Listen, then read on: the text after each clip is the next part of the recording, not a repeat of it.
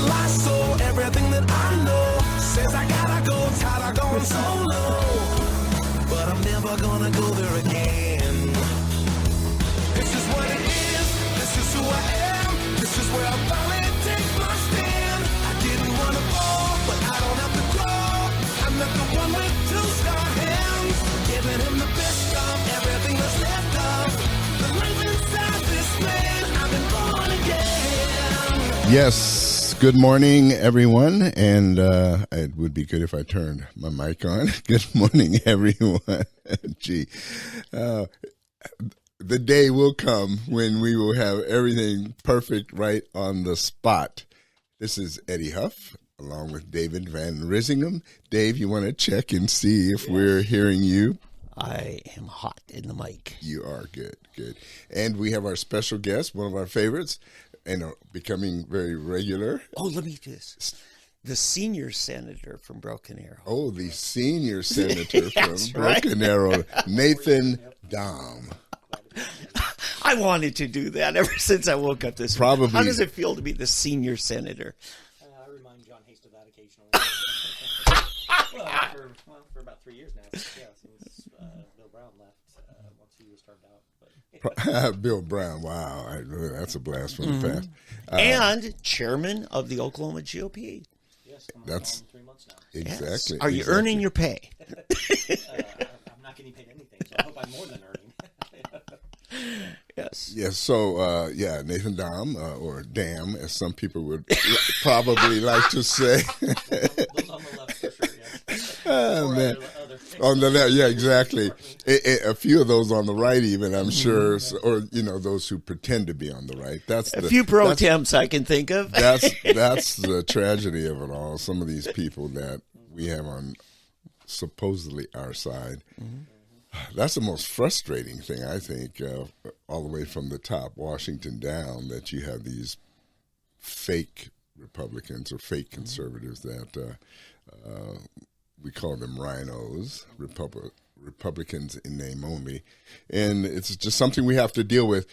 Something we speak about regularly, Nathan, on this program is how you don't see, and I deal with it on Twitter and Facebook all the time, that on the other side, nobody seems to have a problem with their candidates. But our candidates always are flawed and not worthy. You remember Herschel Walker? Well, he's not senatorial material. Dr. Oz, well, he has a dual citizenship with Turkey. Oh, but so dual citizenship with Canada, or you're being born in Canada, doesn't mean anything. It's just Turkey that or having loyalties to China. Yeah. Oh, he went there. There's them that have loyalty to China over America. Yeah. So we have these Republicans that are, you can be from anywhere, but if somehow you're from a country that somebody doesn't like, you're not Republican enough. Or if your vocabulary isn't on the level, if it's not Ivy League, or he didn't go to Yale or Princeton or Harvard, and these guys did, well, he obviously is not of the same caliber as this one. I mean, the things we pick, I have one word for that: Fetterman. Oh, Fetterman. Did you ever see one Democrat say one negative word on any network leading up to the election about Fetterman or Dianne Feinstein now? Well, a few. The ones who are trying to replace her are those you do hear them. What's his name? Pencil neck. Yeah, some people. But But no, I saw something a while ago that at first I was like, "There's no way," and I don't know where I saw it on social media, if it was Facebook, Twitter, but somebody had said something that the Democrats could nominate Fetterman for the presidency and he could win. And at first I was like, "There's no way," but then I looked, I was reading more of what he was saying. And he's like, they control the media. I mean, Biden is just a shy lower than Fetterman. I mean, Biden is whether we want to admit it or not. I mean, he is either in full-on dementia or Alzheimer's. I mean, he's there. He's dealing with that, and the media will cover that up. He ran from his basement, you know, presidential campaign from the basement. Never attended any events. Same thing that Fetterman did, right? They hid him and they propped him up with their propaganda, with everything else. The Democrats can nominate someone that has brain issues, and I'm not knocking that. I'm not making. I mean, they've both, Biden and Fetterman, have had brain issues. Yes. And I mean, that's just, I mean, unfortunately that happens with people, especially with age and different things. But the Democrats can nominate someone like that. And the media, academia, the deep state, and the intelligence community, intelligence in quotations, the FBI and the CIA, and all of them will rally around them and protect it. And the people that are ill-informed, underinformed, won't do their own research, basically are just spoon-fed this propaganda from every single entity. Corporations. I mean, corporations now, those used to be more Republican-leaning. Now they're controlled by the left and everything. They control every institution in America pretty much. And so, yeah, they could nominate a Fetterman to president, and he could possibly win because they own and control every single establishment and entity in America. So that's a scary thought, but you're right. But what I would say is it's not necessarily the Democrats themselves, but their machine, their system that they have. That they don't talk ill of their candidates, of their puppet, for those reasons. Yeah. Question: who do you think's really running the White House? Oh, the Obamas. They're still absolutely running it. Why do you think two Obama cooks, household servants who hear everything, are all of a sudden dead? Two of them. Oh, I only knew one. Well, one recently and then one previously. So, just coincidence. Everything in life is a coincidence and everything. So I still think that they're trying to set the stage at some point in time for Michelle to run. No, I that's something. There's a guy, I can't remember the name, but we talked about it way back. Remember, I saw it. He was on Newsmax, and he laid out the plan. It's a book that's out where he says, I mean, he said this in 2022 in the fall, that they're following the exact plan for Barack, for Michelle to come on, and she will only have to run for it'll start in the fall of this year. And who enters a campaign at the last minute and expects to win, Nathan? The Obama, Michelle Obama. Let's get back to the show. Now you're meddling. Now we're. Someone with sufficient name ID. There you go. Yeah. Ignore. Yeah, let's get back to the topic. Michelle Dahm. Yeah. Dahm Michelle. Yeah. No. Hey, oh man, I was gonna say something relevant until you just totally messed up my mind now here, Dave. While you're thinking that, I just for those who may have just woke up, Senator Dahm and I go back years, and along with Eddie. When I first met you, I was fighting you, right? And we became great friends. I mean, we sat next to each other. I still remember the back room of Panera Bread when we were trying to...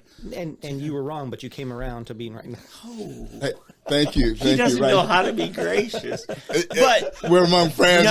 A similar story on this side here. Well, I will say this. You've been involved a lot longer than I have, and I've learned a lot since then. No, you taught me a lot about the principles of liberty. And I'm still working on Eddie on those things. I'm still working on me on those things. So we all have to learn more. And you've had to dance a tightrope because there are some people you want their support, but they're not there with you on some issues. So you've served now. Gosh, you're going into your 12th year, and I mean you're about to term out. And unfortunately, I don't get released early for good behavior. So yeah. And then you just picked up the stint. That's what our joke is about. At the convention, or 3 days before, Nathan decides to throw his hat in the ring. It was already rumored, and gets elected on the first ballot. No, second. We went to. That's right. We did. Yeah, we did go to a runoff, And I did have the most votes in the first ballot. right, And then second ballot. and really, I was against somebody that I think you've considered a friend and ally. I do too. But anyway, you grew up missionary kid, right? Did some homeschool. You were a partly homeschool product. Been over in Romania. You helped start a Bible college, right? And run it. Yeah. And you come back here and decide, you know what? We need to fix some things here. I came back in 2007, right at the time of the TARP bailout. Yeah. Which was the first out-of-control spending. I mean, D.C.'s been out-of-control spending for a century, but that's my main catalyst was when I heard that they were just going to print up $700 billion out of thin air, which actually ended up being over $2 trillion, I think was the final number. And now those numbers seem like nothing when they just will add $1 trillion in debt or more every single year. Yeah, it's just, and you came into your own at the time of the Tea Party movement really picking up. So I just want people to get understanding of Nathan, and now Nathan Dahm, the dad. Yes. Right, and so anyway.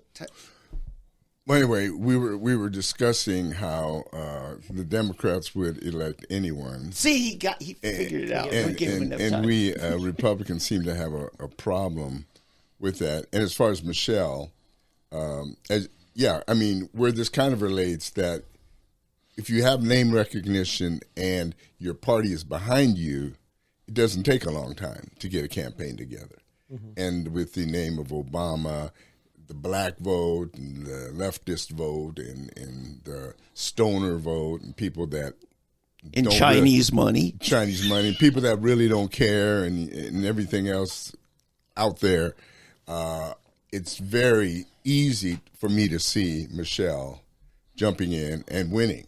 I mean, a lot more than Biden. And I think we're going to see Biden sink more and more and more and more. So that'll sum that up. But getting back to our home discussion here, you now wear two hats. Let's start with the state house, the state senate, our state government in Oklahoma. What are some of the big issues that we are facing in Oklahoma? Oh, I've got one. The governor's battle right now with the tribes. He's got essentially a hostile attorney general. What do you think about all of that?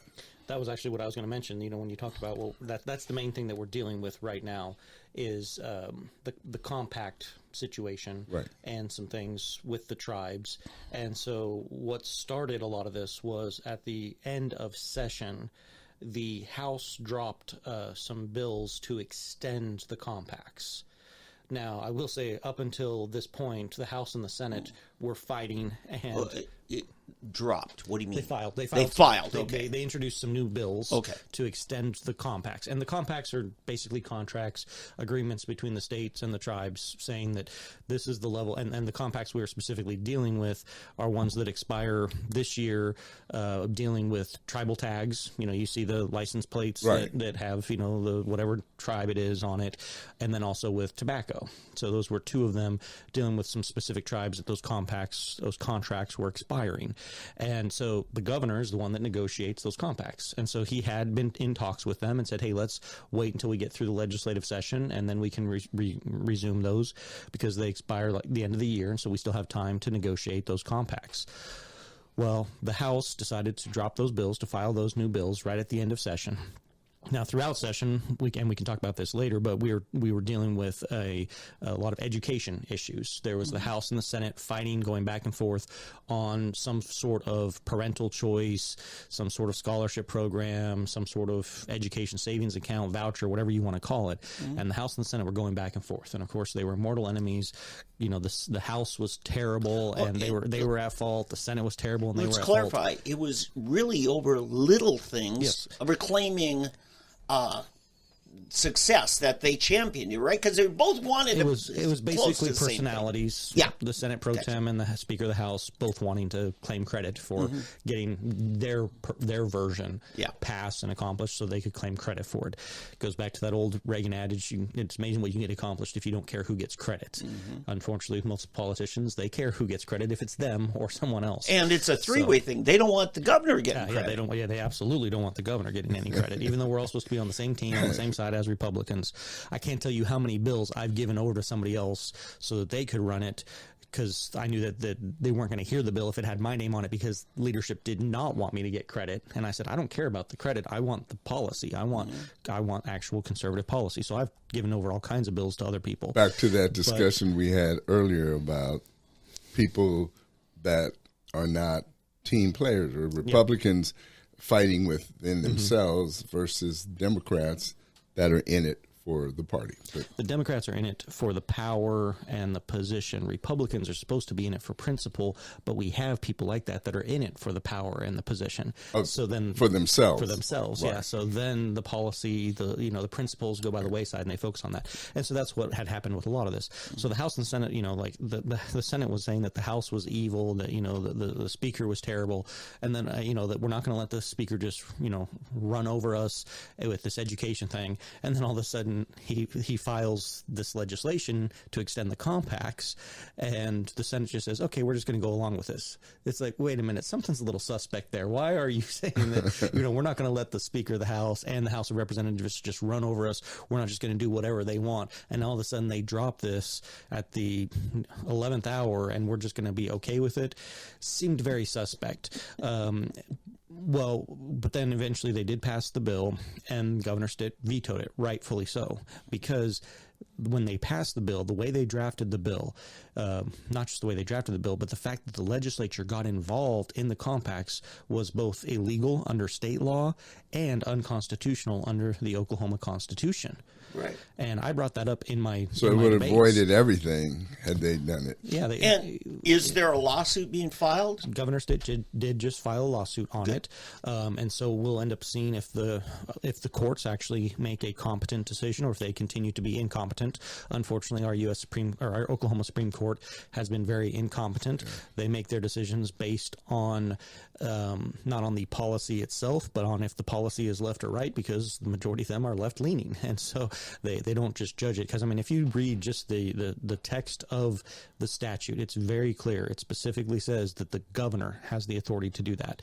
And then if you read the Oklahoma Constitution, it says that the governor is the one that is responsible for commerce between all other states, all foreign entities, it clearly states it in the Oklahoma Constitution. Now, it doesn't specifically say with the tribes or with compacts in the Oklahoma Constitution, but these compacts that we are extending specifically cite that that Oklahoma Constitution. It's Article 6, Section 8, I believe, and they quote that and say, because the governor is the one that has the authority to do this, that's why we're enacting this compact. So the compact says that they're doing it under the Constitution, but then the legislature just decided, oh, well, we don't care what the compact says, that the governor has the authority. We're going to interject ourselves. Technically, is this a statutory law that they passed? Yes. Okay.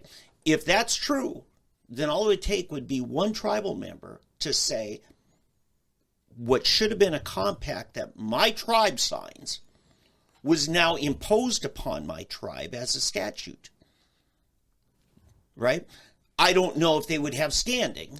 I think the legislature will claim, well, no, we're just extending the compact, because that's the way that they drafted it, was just an extension. But it's the same thing. You all deal with contracts all the time. You still need both parties. If you and I sign a contract, and then you and I can't agree on an extension, and then you come in and you say, well, I'm going to go ahead and I'm going to extend it for another year. Well, you don't have the authority to do that, because you weren't involved in the original contract. Now, the thing that the legislature could have done is pass a resolution to bring it to a vote of the people.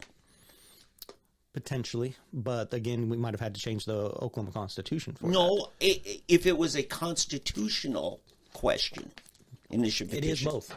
So the Constitution does cover compacts to a degree, but statute specifically What I'm doesn't. saying is, if you have the people vote on an amendment to the Constitution Yes. to enact those things. Now, I have a that they question. could do. So, if the state Supreme Court rules a certain way, does the U.S. Supreme Court have any jurisdiction to come in and, because it is actually a state issue, but does the U.S. Supreme Court have any say above them on a state issue like So this? if the state Supreme Court... I'm thinking 10th Amendment, but... Depends on how they rule with this. So somebody could then try to go through federal court because, yes, it is a state issue, but under the U.S. Constitution, the tribes and Indians are treated differently. I mean, they are specifically mentioned in the U.S. Constitution, and most jurisdiction is granted to the federal government when it comes to tribal matters. So that's where some of this conflict has happened with the McGirt decision, with some of these other things with the tribes, is that they are treated differently under the U.S. Constitution, that most things are a federal jurisdiction, so to speak. So it's as clear as mud in some of these things. But then again, with all the that may tribal law not be differences. necessarily a good solution either, because the federal or the Supreme Court has tended to lean towards the tribes too, and so it's a mess. A house divided cannot stand. I mean, bottom line, and we've got a house divided. You've got two nations, or actually, if you want to go with the civilized and the uncivilized tribes in Oklahoma, the savages in Oklahoma and the civilized ones. Please bear with me. It's an ongoing rant. No, I know it's It is. ridiculous. If I were one of the other ones, Saying this, everybody, okay, not me. No, I know. No, I mean, it's stupid to call them civilized, and you have civilized and then savages. The other ones. If I were a Sioux or a Navajo, well, you don't have Navajos, but whatever other ones you have here, I'd be insulted. Like I'm uncivilized by another tribe insulting you. Yeah, Yes. that's what I mean. Yeah, Yeah. So, but anyway, but the whole thing is ridiculous to have. You've got divisions with tribes, non-tribes. Then you got civilized and uncivilized tribes separation. And I've spoken with uncivilized tribes. No, let me put it. Non-civilized tribe members. Yeah, that's probably the better way to explain it. But who aren't real happy with the so-called civilized tribes, and and it just. Let me just clarify too that this was all done during the Democrat era. That's when Oh they yeah, came up sure. with those definitions. Well, obviously, only a Democrat can come up with such stupid stuff, and they're trying to bring it back, by, the partitioning, essentially, the partitioning of America once again into black, white, Hispanic, and then you got, eventually you're going to have biracial and Asian and Eurasian, and you're getting going off on a different rant now because now you're talking about the communist ploy for class war. Well, And so, because in America they can't do what they've done in other places with class war, with the rich versus the poor, because everyone in America is rich compared to the rest of the world. Yes, I know that there are people in abject poverty in America and stuff, but we had a booming middle class. It's shrinking because of Bidenomics and other things, but it's hard in America to look at someone and say, that person is wealthy or wealthier than me. I deserve what they have. And so it's hard for them to do a class war based on money, but they can do a class war based on skin color and skin tone and looks. And that's the communist ploy in class war. So you're getting me off on another rant. oh yeah, no, it's all related because as soon as they get done with using the racial divisions, once they get that all ironed out, and they're able to overthrow the ruling political class. So let's say they do away with the Republicans. Then the racial thing won't work anymore. Okay? They can't use black against the Republicans anymore because the Republicans won't be the threat anymore. So what they have to do then, and they won't be able to use white against black anymore because that'll be pretty much done. So what they'll do, it will always end up being class because you will have your bourgeois, your aristocrat and your bourgeois, blacks, Hispanics, you name it, Asians. It's so funny to me to see these Asian media people and Asian political bureaucrats basically get on TV and rail against, Republicans and white nationalists or whatever. When it's black people attacking Asians all over America, every attack you see against Asians in America, it's black people in Democrat areas. Yet these Asians are on there on television talking about Republicans being the problem, and so it's just a total brainwashing deal. I mean, I can't believe how well, and it goes back to what you're saying. It really is, and you and I know, Nathan, because you lived in Romania, I lived in Germany. We know what communism and how it works. All of this is communist. It's subverted by, like I talked about this several years ago. Where did all the communists go after the fall of the wall? Were they raptured? They weren't raptured, right? They went into the Democrat Party. But they just disappeared all of a sudden? The greatest thing to happen to the Communist Party or to the communists was the fall of the wall, because then they assimilated. They came here, they escaped, and they infiltrated with the people that were actually escaping, but the actual communists, the brain trust from Russia, the Soviet Union, they invaded our universities, our institutions. Colonel Vindman, the Ukrainian guy, he's the biggest traitor I've ever seen. He's a Ukrainian, basically I believe he's a communist deep down, but he's in disguise. Okay, there are many of these people out there. And they've infiltrated Hollywood and entertainment, and the media, put their propaganda in news, there, and all of those 7 mind molders, or as some people call them, what do they call them today? The 7 pillars or 7 mountains. Yeah, 7 mountains. I want to ask, getting on this civilized versus uncivilized and the way they behave. Yeah, savages. The tribal influence at the Capitol is significant. They throw a lot of money around. They throw a lot of threats around. Let me just inject real quick to bring this back home. David Brumbaugh, the late David Brumbaugh, one of my best friends, he told me when he first got elected, when he first got up there, he said the 2 weeks after he was there, he had lobbyists from the tribes come. And they said, we are here to help you. We will give you X amount of funds to help you with your reelection, but we need you to help us with these issues. If you don't, we will find somebody and give that same amount of money to get somebody to replace you. That was the pressure he was on immediately.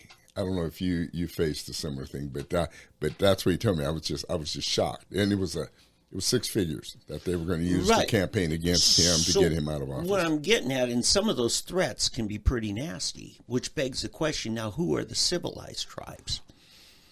So with the influence that does happen, I mean, you can look and see, because there's people in the past that filed legislation that would be perceived as, some would call it anti-tribe, but really it was more just pro-Oklahoma. I mean, it was for everyone in the state, not just the special interest. Pro-14th Amendment, equal protection. Yes, and now they are carrying water for tribal entities. And they've been friends of yours and mine. You can see the switch if you just track that, and I'm sure if you looked at donations and stuff, you could probably see a switch in donations as well during that. Now, I mean, I've heard stories of stuff like that. I mean, Brumbaugh and I worked together on a lot of stuff. He was a great man, great legislator. I've never really been approached by any of the lobbyists with any of that, because I was not the guy when I got elected. I beat their guy, and so none of them really knew what to do with me, and so none of them have really ever approached me.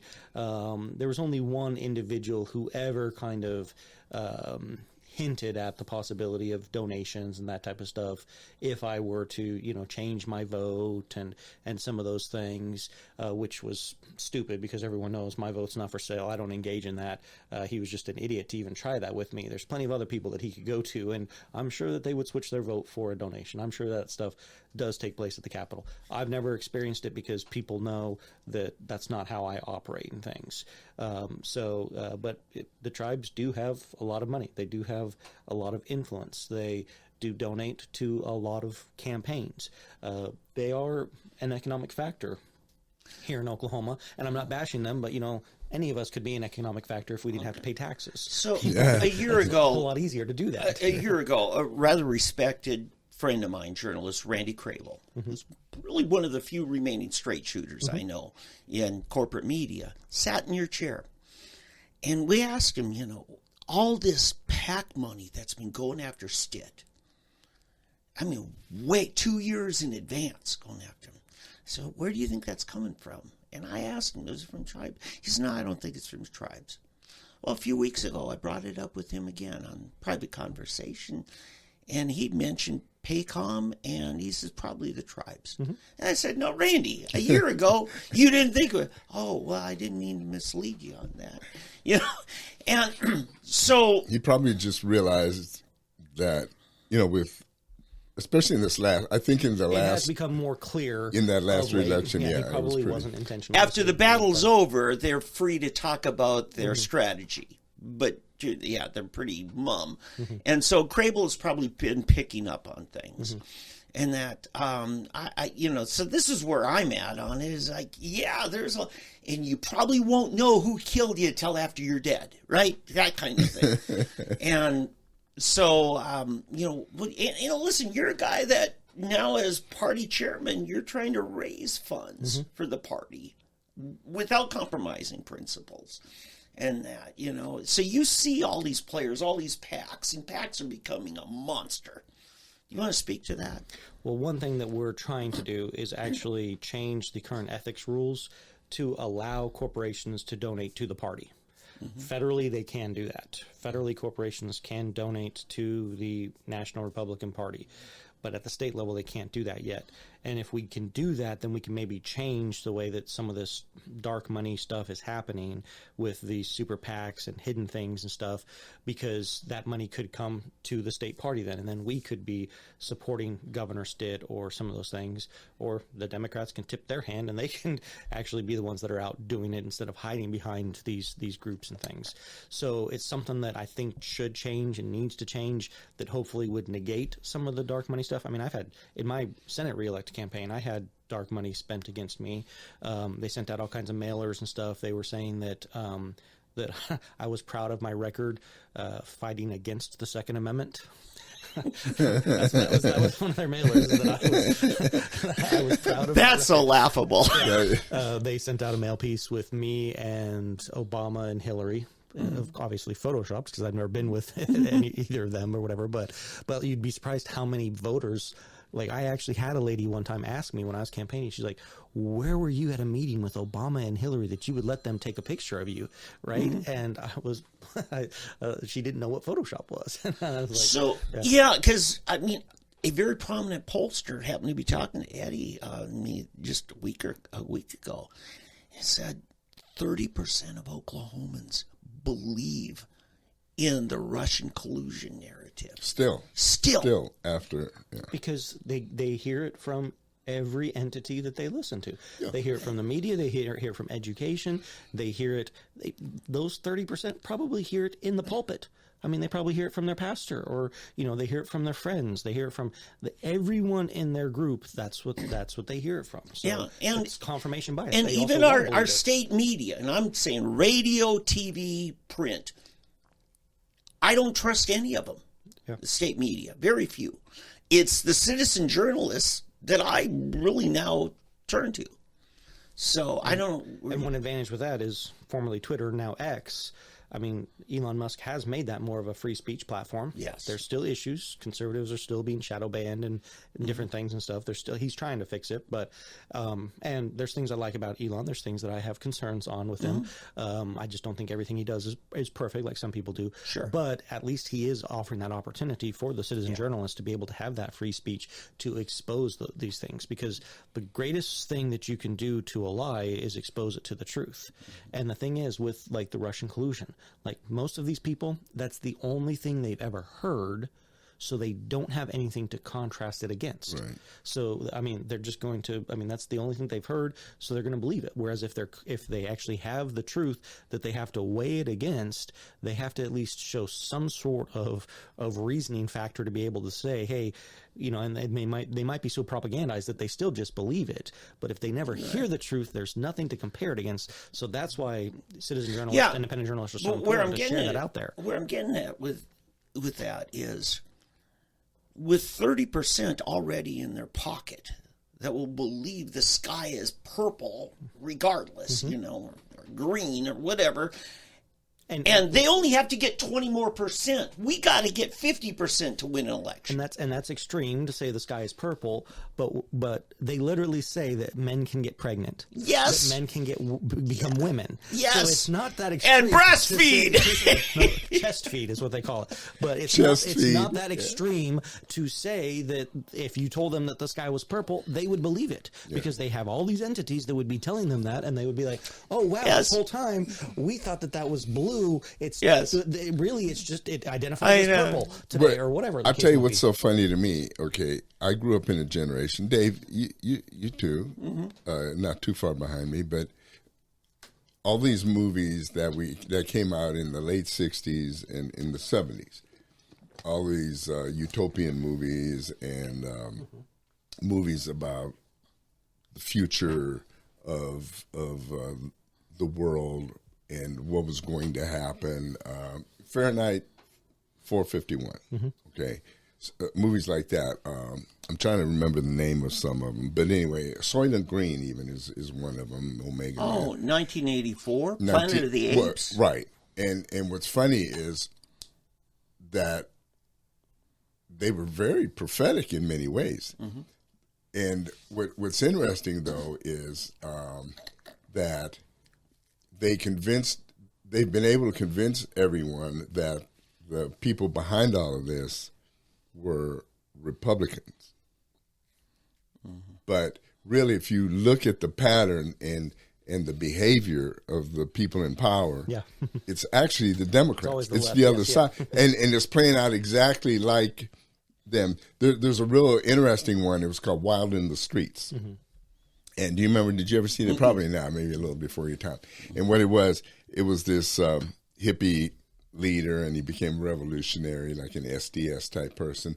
And they had a revolution, and they wanted to basically kill everybody over 30. And so they finally achieved it. They killed everybody over 30. And how's that for class warfare? Yeah. And they because they were all, everybody in the old establishment was bad. And so the generation gap. Yeah, they were going to create this new world. So they did it. And then at the very end, there's some little like 12-year-old, 13-year-old kid down fishing her, and he had this little something, I don't know what it was, but anyway, the guy's son killed it. The leader of the new generation, he killed it, and it ended with this little kid looking up and says, "You just wait, I'll get you." And that's how it ended, just showing that the next generation, what goes around comes around. Exactly, that it was going to happen. But it really is startling to me to see, because there were these things called blaxploitation films, okay? And these blaxploitation films, it was always the black preacher and their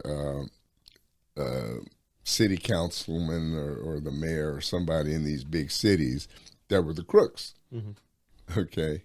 And they weren't Republicans because it was in these, democratically. Yeah, kind of hard to sell that one. Yeah, but that's what it was in these old Superfly, Shaft, Foxy Brown. These were all they're called blaxploitation films. And that's exactly what's happened, that, all these basically bought and paid for black preachers and these black city council people and politicians that have essentially enslaved and are using the black community. And yet the black community has fallen for it. They gave up. They used to fight against it. These guys were fighting against it, all these Superflies and Shafts and everything. And now in the end, as we've come to there, all of a sudden they're supporting it. They're feeding that. And it's just interesting to see how that has happened. And my question in Oklahoma, though, is, and somewhat in America, how, getting back to the civilized tribes, because I honestly, my heart goes out when I go west. I'm from El Paso. That's my American home, as opposed to Europe, my real home. But anyway, if I go out there, I go through New Mexico, okay, and you have the Apache and you have the Navajo and everything, and the Mescalero Apache are up there, and so these people are still living, a lot of them in real poverty, and they'll have some casinos, but it's nothing like the Cherokee, the Choctaw, and some of these just massive, incredible, and all the oil rights that the Osage have. The Osage and the tribes, the civilized tribes have in Oklahoma. You go out to Wyoming, Nebraska, and Montana. The tribes out there, it's a whole different animal, and it just really gets me the difference. And those tribes never owned slaves, like these civilized tribes here, and yet, And I don't think any of them fought on the side of the Confederacy. Exactly. That's the other thing. Exactly. Right. And so, you wonder how, and yet, and it's so funny how things are, because all of these civilized tribes tend to lean very much Democrat as well. So it's at least their leadership. I will say a lot of the members, a lot of the individual tribal true. members are actually very conservative, but the leadership very much. I mean, some of them have been like Obama superdelegates and bundlers and different things. Yeah. And so it's just one of these deals that you've got this, it almost dichotomies in the leadership and in the masses, but it's just weird. So when you say Native American, you got two types of Native American. You got the blonde-haired, blue-eyed Aryan Native American, and then you got the Native American. Anyway, it's something that's really near and dear to my heart. Well, then especially you got my argument that Lakota. Native American just means born in the Americas. Well, yeah, but we're getting to the and then indigenous. So Let's just call it indigenous. Is better actually, because I go to that same place. Whenever people say like, well, if it's offensive to use the term Indian, well, that's what's used in the Constitution and our different things and whatever. Most Native Americans don't have a problem with that name, at least the ones that I've talked to. American Indian is what all of our statutes say. Right. Yeah, but whenever you even say Native American or American Indian, when you say born in the Americas, America was named after Americo Vespucci, an Italian guy. So basically that's true. You're saying you're a native Italian. Because the Americas, like he was the first one to say that that's a separate continent and everything. Yeah. So just the terminology of it. Actually, I think the Canadian thing is interesting. The way they reference them, they call them the First Nations, which is an interesting terminology. But again, like, were they actually nations or were they tribes? Right. You can get all kinds of. And who was here before the Bering Land Bridge? Sent all them here. Yeah. I want to talk party structure before we go. We can wrap that up for the week and put that whole thing away. So. So what would you like to see done? What are your big initiatives and agendas? You and I have talked privately, but I want you to talk to the Republicans out there. So several things that we're going to focus on, one of which, I mean, you've been involved in the party stuff for a long time, as have I, and the one thing that's consistent is that there's no consistency. It's, I'm sorry, but the party has been dysfunctional. The party has been inoperative. It goes up and down when, changing. I mean, we've had turnover of party chairs consistently. Every party chair, and I've dealt with this, gets elected, and you have a faction that immediately says, well, he's not our guy. We're going to do everything we can to get him out of there. I mean, I even have quote unquote grassroots people that are saying that that are trying to get rid of me because I wasn't their guy, right? And that's fine. I mean, if they want to, if they want to make it based on personality or just back behind an individual, I disagree with that. We're all human beings, we can all fail and everything. If you're going to back a person just because they're a person, just because somebody else told you to vote for this guy, I don't necessarily agree with that, but that's a side point. But I want to I want the state party to actually be a functional professional organization. There's a lot of things that we're lacking because we don't have that. We need to have consistency, and so one thing that we need to do is we need to have some permanent committees. We need to, you and I have talked about this, we need to clean up our party rules. We need to add to our party rules. I think we need to have a permanent committee on rules. We need to have a permanent committee on credentials. We need to have a permanent committee on resolutions. We need to have some permanent committees built within the rules so that we're always trying to improve these things, or if an issue comes up, then we can address it also. So we're going to be looking at our rules on those improvements. We've already gathered the rules from all the surrounding state parties to see how they've done it, to pull from those. We don't need to rebuild the wheel, just make it fit for Oklahoma. Take the best ideas from the other states. Exactly. Look at all those. Pull from the RNC. The National Convention Committee actually has a standing platform committee or a standing rules committee. They have several of these things to deal with those things.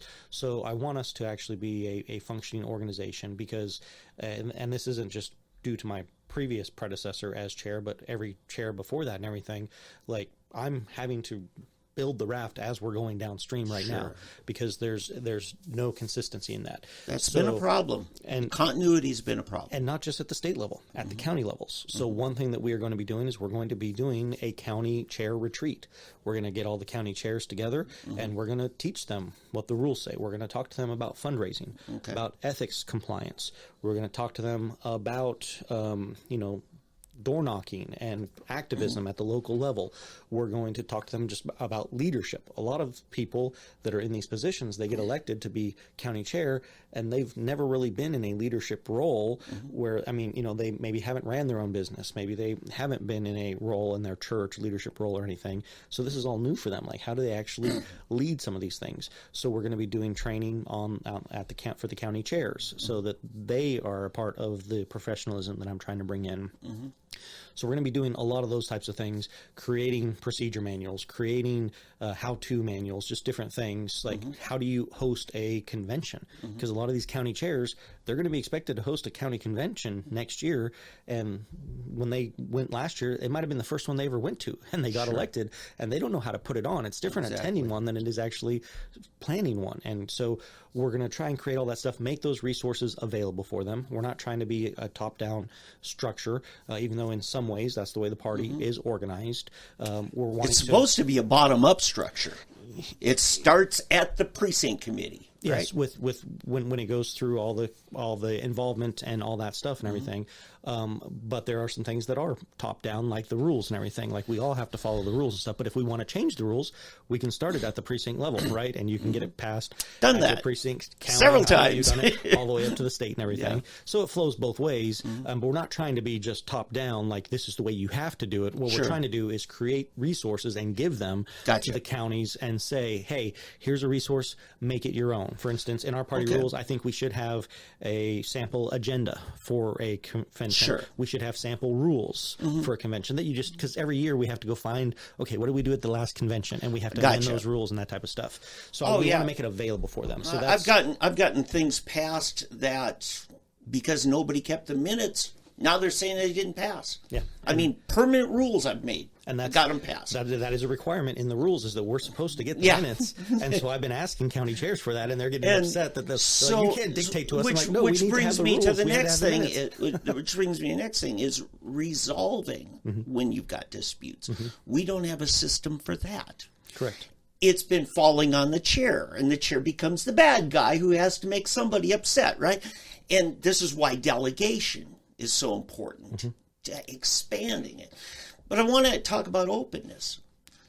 The previous, well, not your previous predecessor, but he took over to finish a term. The fellow who was elected at the previous convention changed a lot of precedent.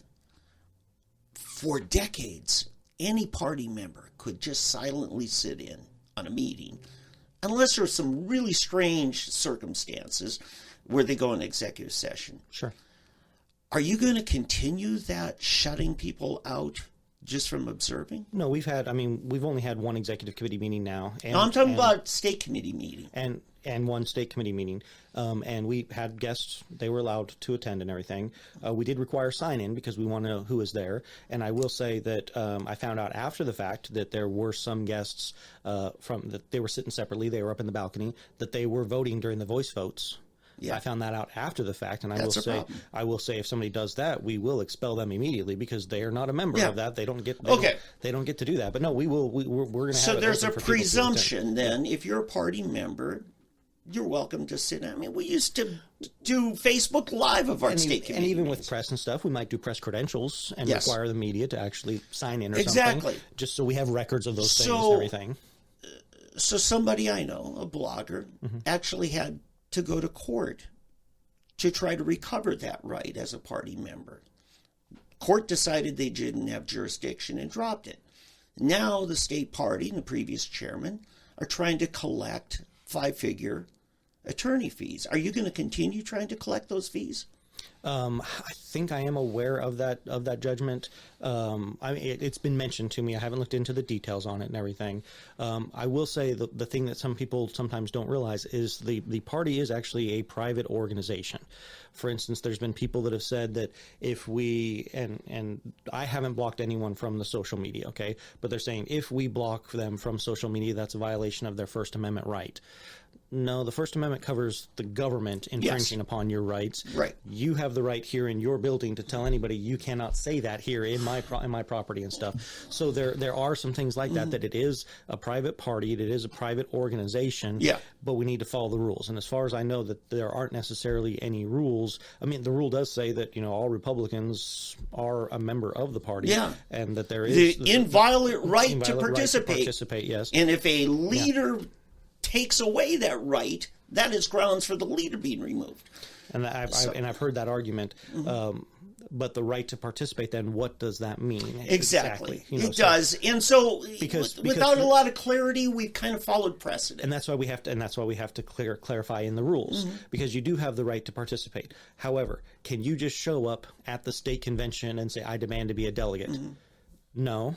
Because the rules say you have to go to your precinct meeting. There is a process. You have to go to the county. Yes. So the right to participate, yes, that is a right that we as Republicans do believe in, but we also believe in the process. Right. And I think we're on the same place. I think, you follow a lot of Matt Pinnell's, precedences in how he handled it, because you and I have had to work on disputes when he was chairman, and he had to handle it, him and Pam Pollard. And I don't have a problem as the chairman having to deal with some of those disputes, but again, sometimes the rules are unclear in that, and that's why it would be better to have a committee, a standing committee, either on credentials, if it's credentials dispute, or another dispute or something else to handle that, to look at what the rules say, to try to find some clarity in it and everything. I have no problem if I have to be the bad guy, I can be the bad guy, say this is what the rules say, but I think it should be something else besides just the chairman making those decisions. Yeah, and that's why I say I think in these structures, committees that you and I both agree on, one is a resolution process, because if the right to participate is being taken away by the head of the party, then you want somebody else to mediate that. Because if all you leave a person with is filing in the courts, you don't want to have to go there. And I don't think this person I talked to wanted to go there. And I sat in some of those court things where the party's legal counsel said that this is a contract and there are rights that the members have. But anyway, I've exhausted that enough. Well, and I'll give you an example though. Like there's been some conflict in some of the counties where it seems there's contention that rules weren't followed. Yes. In removing people and electing new people and different things or whatever. And so what the state committee decided is that we were going to create a committee specifically to look at these irregularities that took place in these party elections. Yes. And to come to some sort of a recommendation of how to address this and how to go forward. And that's going to be neutral people. It's the congressional district chairs and vice chairs. It's the state central committee. So these are all people that were elected by their peers, elected through the party process and everything from across the state and everything. So they can look at it so that it's not just me as the chairman making these decisions. Because, I mean, you yourself, you walked into this office already with a target on your back. And I hate that. I've had a target on my back for 11 years. So. But you signed up for yet another. Okay? I did, that's true. Yeah. And, I got a new one. and I really want to see the party quit fighting each other because we have squandered opportunities for growth. Which allows me to ask and move us into a thing. How are we looking as far as candidates for this next election cycle? Is that a part of your job to recruit and find new candidates? Because I assume, as always is the case, we've got people term limiting out, and we need to find a new, young, fresh crop. So a couple things on that. That's actually the next direction I was going to go, was talking about some stuff the party's going to do regarding elections. Now, state party rules prohibit the party from getting involved in the primaries. Right. Now, it specifically says financially. We can't make any donations, contributions, or whatever. The intent is that the party stays out of the primaries entirely, but that does need to be clarified. With in the all rules. resources. Yes, that's the intent, and so that does need to be clarified in the rules. And that the primary, that would include the runoff, because it's actually called a runoff primary also. So once the person becomes the nominee, that's when the party can get involved. Okay. Now, with the termed out races, there's only 3 on the Senate side and only a handful on the House side as well. But I mean, the entire House is up for re-election also. So there's not that many races statewide. We don't really have any major statewide races. We have the one corporation commission race. We're going to have the congressional district races. And so we do have some things we're going to focus and target on. But what we as the party are looking at doing, we've already started one part of this, and we're going to start the second part. So one thing that we've started doing is we have our volunteers looking at every single school board and city council race in the state of Oklahoma, even though those are nonpartisan. Those people are still registered Republican, Democrat, Independent, Libertarian, whatever their case might be. And so, and that's the way the Democrats have been very successful getting their people in, is because they don't have to run as a Democrat. Right. And so they don't have to say what they are. And so we are looking at that, finding out how everyone is registered, when they're up for re-election, and then we're going to be strategic in it. I mean, with 500 school districts, 5 school board members on each school district or more, you're talking, at least 2,500 people. Now, they're not all up for re-election this cycle, but still, even if, it's every 4 years, I mean, you're still talking 500-600 races potentially. So we're going to be very strategic in that, but we're going to be looking at which of those school board members we can take out, replace with a Republican. Same thing for city council members, which ones we can take out, because then what that will give us is it'll give us a farm team of Republicans that actually have some experience running a meeting, voting, reading the resolutions and the things that are before them, dealing with budgeting, all those things, so that in the future, if there is a Senate seat that's termed out, or like what has just happened down in Lawton, where the senator resigned early, he got a job offer, so he resigned. Now that's an open seat. Well, then we have qualified Republicans in those positions. We're going to look at any candidate, but we are going to try and get more young people, more young professionals and stuff involved in that, so that they can get started at that time period and then potentially run for higher office. I hate to call it higher office because I think the local races are even more important than those other things. So we have that aspect. Then Let me ask you a quick question. What are the chances of reversing that nonpartisan situation?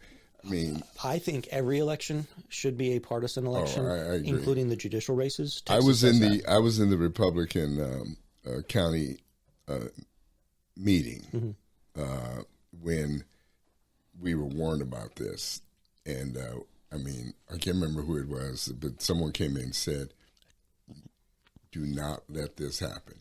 You will regret the day." And no one took it seriously. Dewey Bartlett was there, and he didn't feel there was any big deal. Oh. Yeah, and yeah, you saw Can what I happened. give you the follow-up? Go ahead. Well, no, and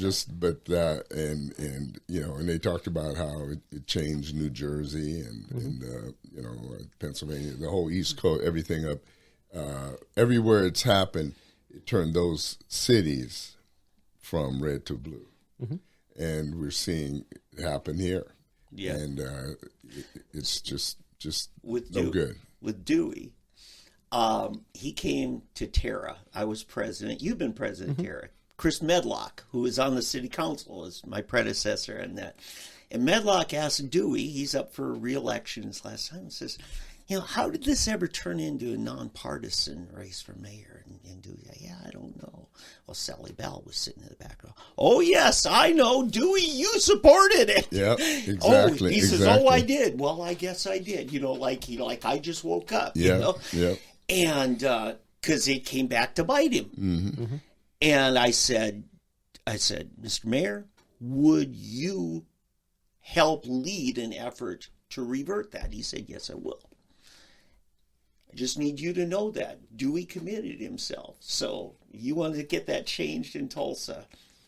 I'll be your witness. He said he would help.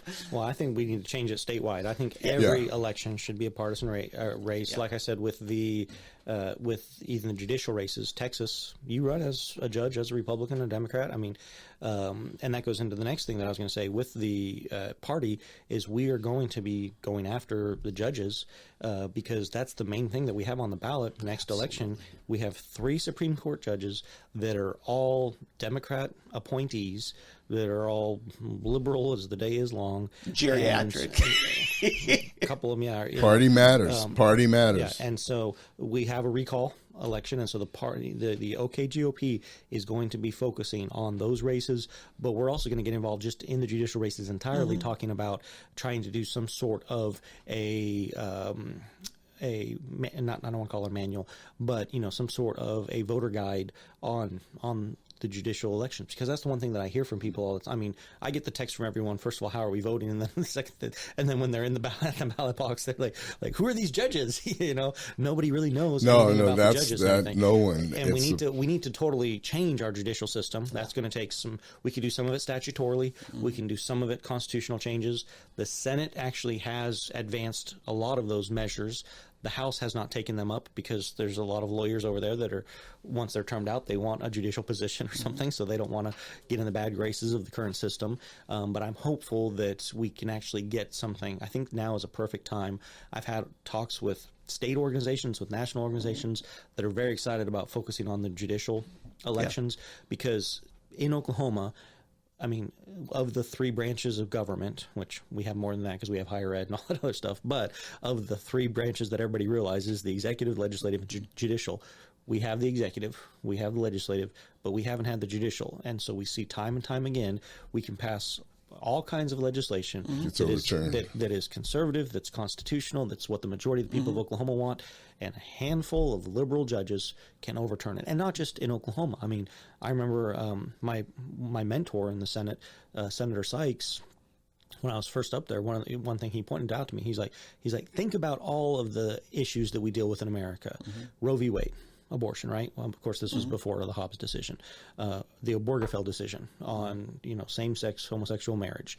The Kelo decision on eminent domain. Even Citizens United that allows for all this dark money now that we've talked about, right? I mean, just go through the list of all of the issues that we are facing in America today, and it wasn't stuff that Congress passed. As inept and incompetent as Congress is, and as much of a thing that we need to change that either through term limits or otherwise, all the things that we're dealing with has been through judicial activism, judicial tyranny. Yes. And what happened when Trump was able to appoint 3 constitutional conservative judges? Yeah. Like, look at all the things that have now been overturned and reversed and things because we now actually have a more conservative Supreme Court. So if we could do the same thing at the state level, so that's going to be a huge focus for Oklahoma, or for the Oklahoma Republican Party, is capturing that third branch of government, getting out the old leftists that are entrenched there. That's going to be one of the main things that we're going to focus on. So we're going to be creating structure for the party long term of trying to make it professional. So we're going to be doing a lot of those types of things. But then on elections, we're going to be looking at the municipal races, the city council races. We're going to look at the judicial races, all those elections and those things. And then, of course, when it comes to the presidential election in 24 in November, we're going to do everything we can to make sure that Oklahoma stays red in all 77 counties.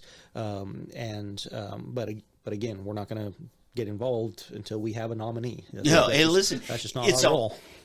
When I first got involved in the 80s, Bob Anthony happened to be the guy. He says, I was just thinking of running for legislative seat. I went over to the headquarters, and the chairman said, "Oh, no. You are running for a statewide office." And it was like the Anthony name, and you've got some money. And it was hard for the Republican Party to fill out a roster of candidates. Now, it's hard for us to keep the Democrats from running as Republicans. So all of a sudden, our dynamics change. And we have got to, as a party, wake up to that. Yeah, we got to screen. Yes, and we've got to really maybe look at some of our rules and processes and priorities. So I've advocated strongly. So on that, on screening and looking at that, we did get a rule passed, started here in Tulsa County, that does say that candidates are supposed to go through and mark up the entire party platform on if they. Our friend Larry Williamson's been fighting for that for years. We got that through. Unfortunately, though, the rule doesn't have teeth to it. No, it doesn't. That's the thing. But the party has already started. We are creating an online form that they can go through and fill it out. Just click make it as easy as possible, because I did it when I ran last cycle. Sure. I got the piece of paper and printed it up, the 30 pages or whatever, and I went through and I marked all of them, yes, no, whatever. Larry would be proud of you. Yeah. Larry kept calling me saying, "Hey, you haven't done this yet." Yes. And that's the other thing with the rules. It doesn't say a timeline for it or anything. And the way the rule is phrased is it basically says, if you want the party support, you have to do this. A lot of those candidates, especially the ones that are really Democrats running as Republicans, knowing they can't win any other way, they don't want the party support. They want the lobbyist support. They want the money support. They want all those things because the party has been dysfunctional. The party hasn't been a factor. Then what you do, you just make that known that these people do not have the support of the party. Exactly. That's where I would go with it. Is just inform the electorate, inform the party members, and trust them to use their judgment. And that's the thing. So for the party, our job is to get Republicans elected. Right. For the grassroots, for the voters, for the other people, the conservatives, whatever you want to say, it's their job to ensure who the nominee is. And that's the primary. That's one of the filters. The runoff is one of the filters. And so, we as the party, we are going to educate elected officials on the party platform. One thing that we are also going to do for accountability is when legislation is filed, which we can start filing legislation anytime, but the filing deadline is mid-January for our session that begins in February.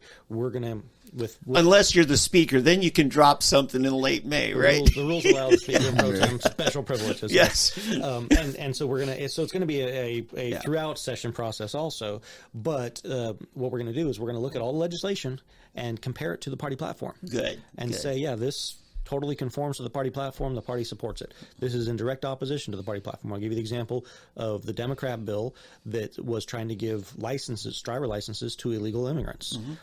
And it was being pushed by Republican leadership.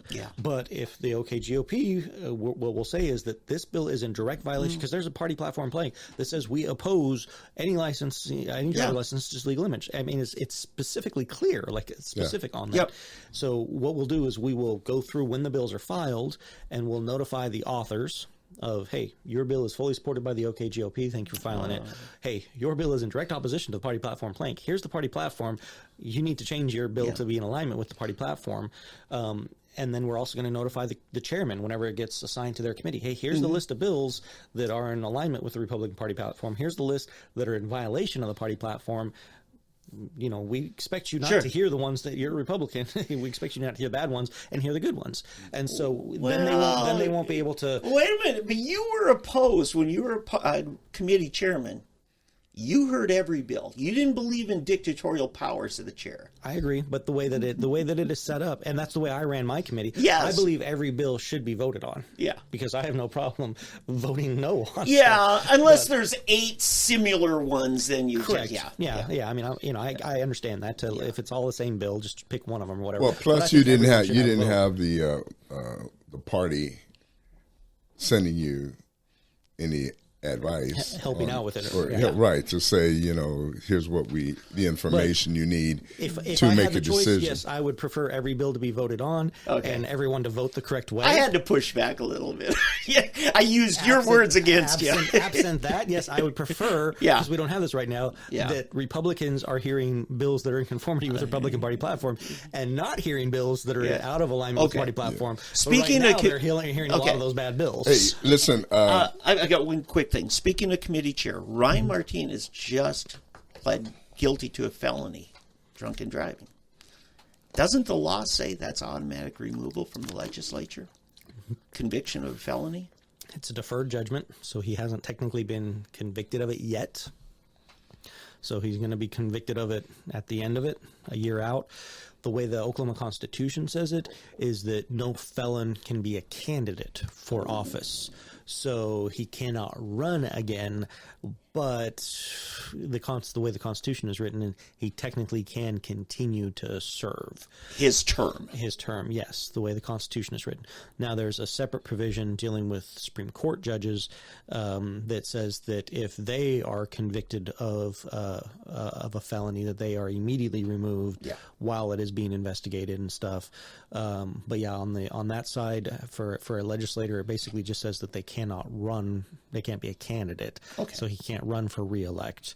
And I think that's why they did the deferred sentences, so that he can finish out his term, which is ridiculous in my opinion. But Okay.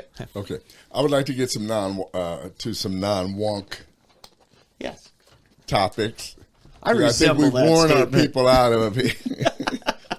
Not everybody is. Yeah. So Nathan, you get to sit in this week on our usual stuff. This is one though you'll love. The DOJ has requested a protective order. Now I don't know why it's a protective order, but a protective order in Trump's election fraud case over social media posts.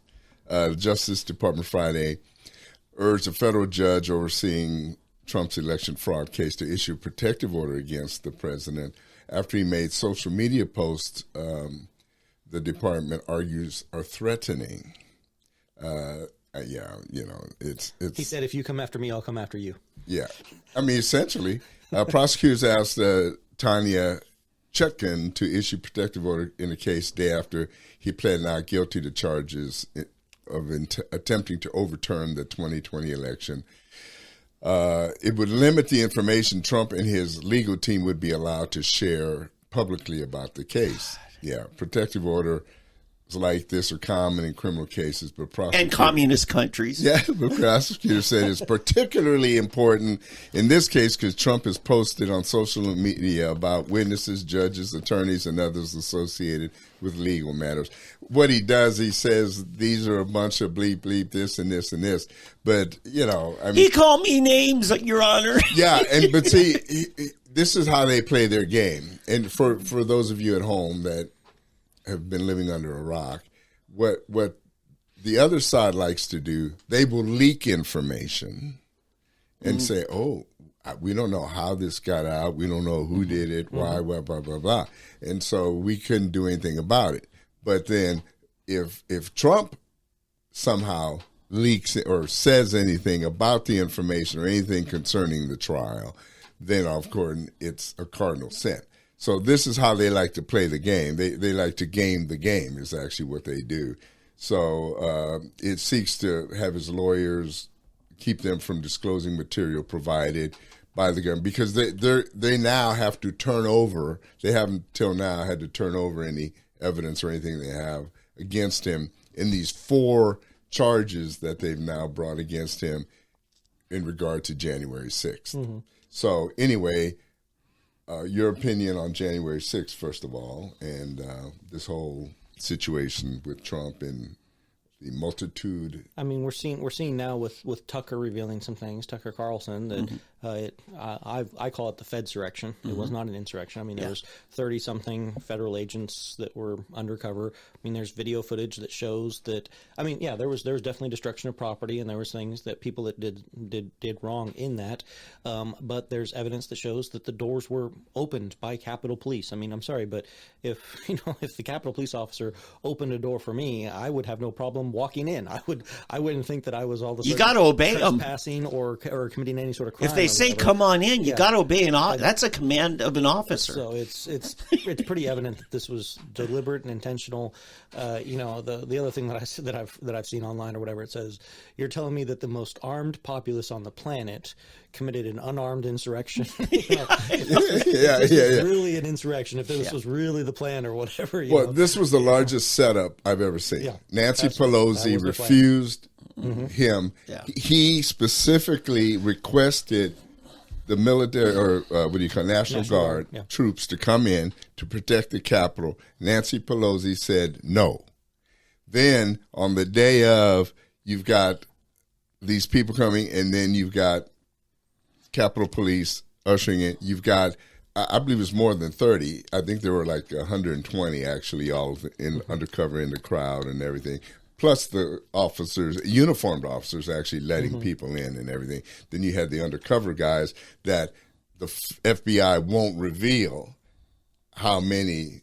And you have one guy on tape the day before saying we need to go into the Capitol building. Yeah. And then on the day of, you have him directing people to remove the barricades. Right. You still don't know. We still don't know. Yeah. And they're trying to. He was on the FBI list for a little bit, and then they took his picture down. And now all of a sudden, he's the one person that they've defended throughout all of this, even though he's the only one on camera saying we need to go into the Capitol building. Right. Yeah. You start with prosecuting him. And for some reason, we don't have a case against him. Protected for some reason. But let's go to the judges. The way they deal, because they got to respond to this request. Now, you and I, as constitutional advocates for free speech, any judge who loves to use something like that is probably not a friend of liberty, because the courts, for one thing, any criminal court must be an open court. And so if it's evidence presented to the court, and yet Trump's not allowed to tell anybody about it, I have a big problem with that. Well, that's the other thing about this judge. The judge they somehow got is the one who has gone above and beyond in charging the January 6th defendants. Beyond what the prosecutors wanted, yeah. Exactly. And she's a judge. Very activist, very black activist judge. I mean, I'm just going to say it. Again, judicial activism. It's the bane of our society. Right and now. it's in D.C. Now, Trump, his attorneys have asked for a change of venue, which he should get, whether he will or not. Now, definitely beyond that, it will be appealable. I would think it would be appealable, and we'll see. But I've seen some stuff that said that it could be appealable directly to the Supreme Court, which, with the court that we have right now, they should obviously quickly overturn this and say this is a huge violation of the First Amendment of all kinds of amendments. Provisions in the Bill of Rights. Yeah. But when you talk about court shopping jurisdiction, you remember you're techie wonk like me when Samsung and Apple were suing each other. Samsung wanted to file suit in Seoul, South Korea, where their headquarters is. And Apple said, no, it needs to be in Silicon Valley, right? California. And guess who won? Each case was won by whoever got to pick the venue. And so this is a problem I have, with that. The whole thing stinks. But anyway. Hey, now, I've got one. Now, this will be a fun one. You'll really love this. Colorado is changing their gun law. I think you and I have discussed this in the past about the gun laws. They're raising the age to purchase a gun to 21. It's set to take effect on Monday. The way I look at it, I don't really have a problem with this. Oh, there are caveats to this. If you served in the military, law enforcement, or there's special conditions. You can get For under 21. If you're a You can't- statist. If you're what? A statist tool. Look, if No. you took an oath to serve in the military, Well, no. Well, yeah, but I mean, But the oath is supposed to be the Constitution, though. exactly. well, no, but no. I mean, but here's the deal. I honestly don't see a problem with raising it to 21, 18, 21. I mean, what's his name trying to do? Vivek. It's the one thing he's trying to raise the age of voting to 25. Unless you pass the naturalization. Citizenship, Right. Yeah. Okay. So, what? That's the same thing. I have a fundamental problem with that. Which one? Whatever the age of majority is, you're either a citizen with citizens' rights or not. If they're negotiable, like you told Pierce Morgan, you need to understand what a right is. I agree. Here's the problem I have. The laws are all different. Why is it that you can drink at 21, you can vote at 18, you can own a gun at 18, but you can't? Why do you have some rights? I haven't hired lawyers yet. That's why. Some rights at 18, some at 21. Just pick an age and make it the age. Thank you. But the reason is because during the Vietnam War, we were sending 18, 19, and 20-year-olds off to death. Minors. When they could not vote. They were minors. They had no say in that, no representation and everything. Right. So that's why it was lower. The age to vote was lowered to 18. Right. Technically, alcohol consumption and cigarettes and all that stuff is actually 18. But the feds have bribed us as the states to raise it to 21. Right. So, like, we have to have, to address drunken driving and different things, we have to, our speed limit laws, we have to follow their parameters and set it at 21. And with tobacco, I mean, tobacco in Oklahoma was 18 up until I want to say a year or two ago. Recently, it just raised up to 21 at the state level for tobacco products and things. Right. So, yeah, so it is inconsistent. It is all over the map. Up in, I want to say New Hampshire, they've had constitutional carry from 1787, from our founding, and at 16 you can carry a firearm because all you need is a driver license. Yeah. So again, if you can drive, which driving is not a right, it is a privilege. Okay, now the right to freely travel, that is a right. So there's Thank the you. right to freely travel. Okay, but Yeah. there will be those that will try to make that claim and that argument and say, well, driving is just a privilege, it's not a right. Well, and that gets into a whole other thing on those rights and everything. Okay, Are you following this? I just had to renew my driver license. It's a fundamental thing, and they kept hammering that because if you had told Ben Franklin that the right to ride a horse is a privilege, oh yeah, they would have. exactly. But all of a sudden, with vehicles now, the government can take it away from you. And like I said, I just renewed my driver license 2 weeks ago or something. And so what did I have to do? I had to pay them $80 and take a picture, and that proves that I'm a good qualified driver. I mean, every few years you just have to go and you just have to pay them a fee basically to be able to continue to go on the roads. Yeah. There's no proof that you're a good. I mean, yeah, they make you take the driver test the very first time, but then after that, there's no additional requirements. I'll do you one better. I asked my dad when I failed my first road test. I said, "Dad, did you fail your?" He says, "I never had a road test." Yeah. He said, "What?" And I said, "What? You just had the written test?" He says, "No." He said they changed the law to make everybody get a license, but you just asked for it and got it. And it was so they could take it away from you if you were a drunk driver. Well, that reminds me of something else. When do we have to change to the real ID? I still don't have a real ID. Oh, I didn't get the real ID. Yeah, so I've only had a problem one time. Another year or two in Miami. It's still not in effect. Yeah, I had one problem. They kept sending me back to the ticket counter in Miami at the airport because there was something wrong. It wouldn't read it at the real ID thing. That's a whole other topic that just and we'll so spare you today. 20 years ago, because it was such an urgent thing that we had to have real ID, and it's still not in effect. But I couldn't figure it out because here and in Fort Lauderdale, where I was, Philadelphia, New York, I never had nobody. But in Miami, all of a sudden, at the security. I'm sorry, it's not showing up. It's not going back inside.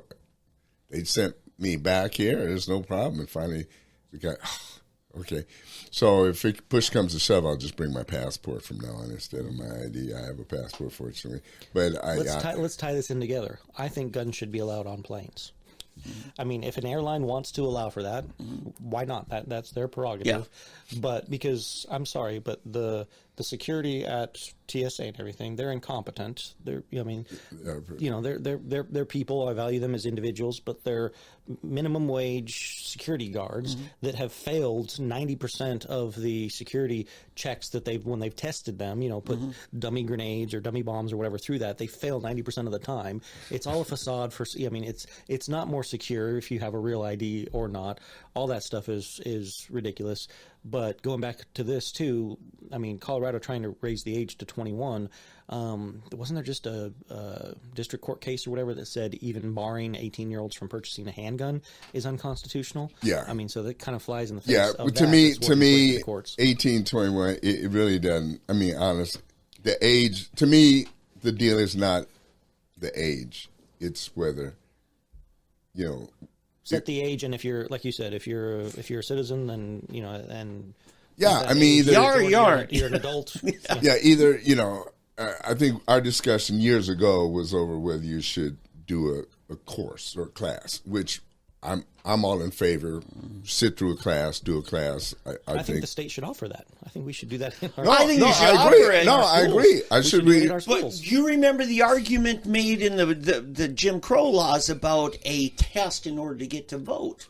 Well, see, Yeah. Booker T. Washington supported that. Yeah, but do what- you?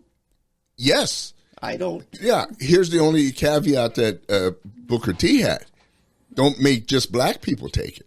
Well, His that. only argument And- with the poll test was that they were Yeah. using it to keep black people from voting. But he said there are a whole lot of ignorant white people out there, and we don't want them voting either. Eddie, don't make just white people be the ones who write the test either, because it's all arbitrary. Well, no, but it should be a general knowledge test. It should be. Yeah, but I mean, come on. I don't trust academia for nothing Well, anymore. that's true. That's true. Yeah. Hey, but we were talking about carrying weapons on. I remember when first time I went to Uganda in 1982. Okay, they awarded me this actual authentic tribal spear, and the head of the spear is this long. I mean, this is where the tip. It starts this way and ends up this really fine point, and then it's got a counterweight on the other end. And so it's beautiful handcrafted spear. I still have it at home.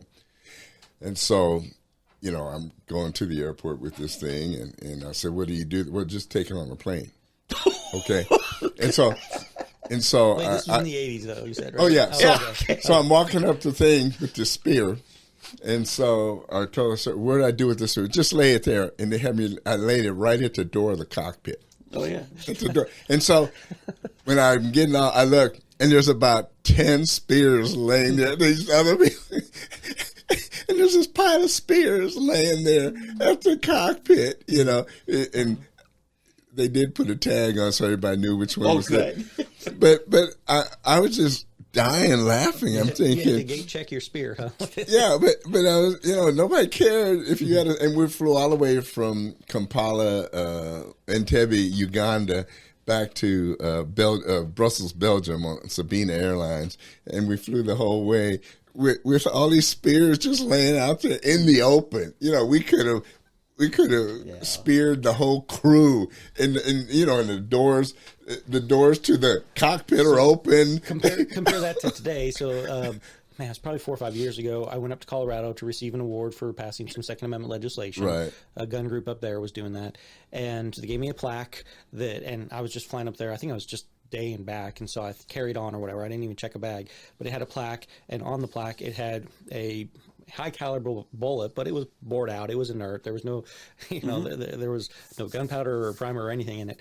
And so I was carrying on. I wasn't checking a bag, so I put it in my backpack and go through security. As I'm going through security, the alarm goes off. The guy, and I'm like, "It's middle pocket. You'll find it right." I knew exactly what was triggering the alarm. He pulled it out. He's like, "Oh my goodness!" I'm like, "It's an inert bullet glued to a plaque, man." Like he's like, "I got to go talk to the supervisor, or whatever." Supervisor comes over and he's like, "All right, we're going to let you carry it, but just don't take it out of your bag. Just leave it in your bag. I'm like, no, I'm going to walk around showing everybody in the airport, hey, I won an award or whatever. But they were freaking out about an inert wallet. Just that it was, yeah. DeSantis 2020. DeSantis says the 2020 election was unfair, but fraud claims are unsubstantiated. So he's saying everybody's wrong.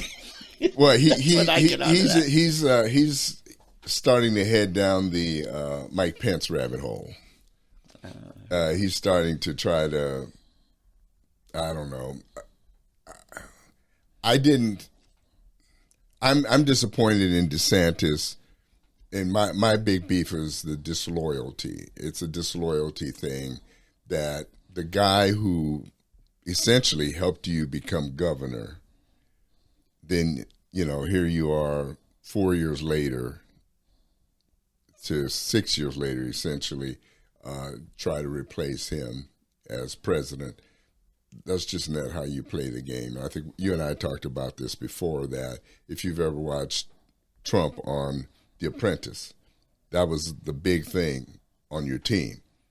Loyalty. You would get fired more quickly on your team for disloyalty than making a mistake. If you make disloyalty to your team. To your team. Yeah. And if you made, and because Trump, went out his way to help him get elected as governor. He was behind a week before the election. Trump came down, did a rally, supported him, brought up the numbers. He wins. And now he's going to replace. It just never did feel right, and for him now, and he's been sinking, firing staff. He's not doing well in the polls.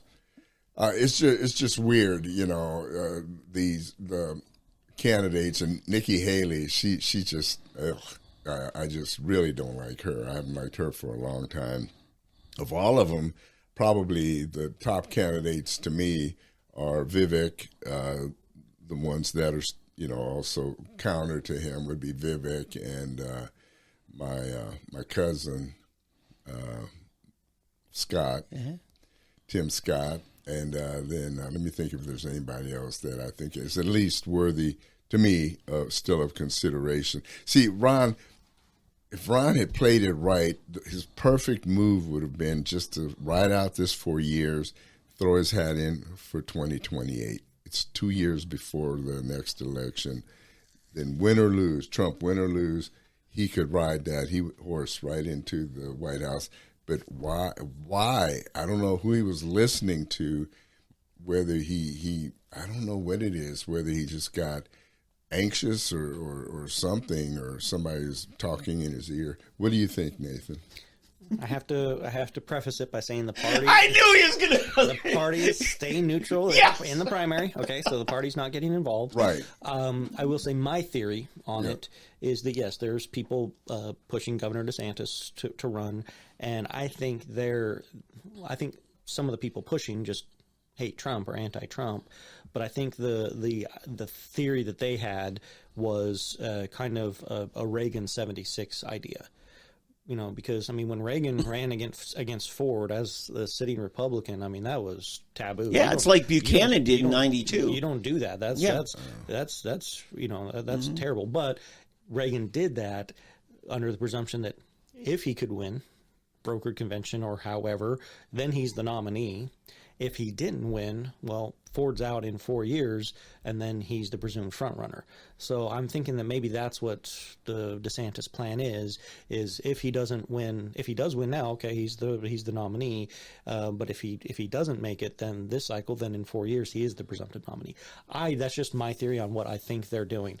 On his claim on the election stuff, what I will say is what I've said from the beginning. First of all, voter fraud is very hard to prove. Mm-hmm. You can prove that fraud happened, but you can't prove who committed it. Right. Like if your car gets stolen from a parking lot, you can prove your car is gone, but until you find the individual that did it, it's hard to prove who it was.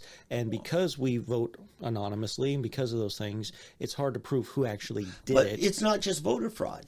It's drop boxes which were not authorized. But that's what I was going to say next, is what I've always contended from the beginning is that the Constitution was violated. Yes. Because the Constitution says that the state legislators create the method for electing electors for the election process. And in numerous states across the country, we had, again, judicial activist judges that said, well, it doesn't matter if the state legislature passed a law saying you have 3 days to count the ballots afterwards. I'm going to extend it a week or whatever the case might be. So you had, illegal drop boxes. You had all these things that were not done in a legal constitutional manner. So just for that fact alone, the 2020 election was not constitutionally done. It was not valid. However you want to say that, you can say it was fraudulent or not, but the Constitution wasn't followed in the 2020 election. So that's what I've always said from the very beginning, is that those, like, even when it came to January 6th on those electors, had I been in Washington, D.C., I would have had to vote no because they didn't follow the constitutional parameters for it. So that's in those states that violated. Not all states violated. Not all states, But here's the other thing. Eddie and I have talked about, so you've read Chronicles of Narnia, right? The actual books. The Last Battle. There's a famous quote I keep going back to, and I think it applies, because we're somewhat almost on the brink of revolution in this country. And to fight the dark forces we're facing, the thing that undid Narnia was when the dwarfs said, we're for the dwarfs. And I look at all these candidates for their own glory or for whatever reason, they're for themselves. And I think it's a time right now where I know you're in a position where you got to run the process and you got to be fair and everything. But I'm saying to the party member, we're at a time now where we need to be unified now. See, that's what, getting back to what I said earlier, that the Democrats are unified. Yes. If they can get behind Fetterman, right, they can get behind the lady, and I can't think of her name, in Arizona, the governor of Arizona. Cinema. No, she's a senator. No, she's a senator. Okay, yeah. But state after state after state. Katie something. Yeah. Hobbs.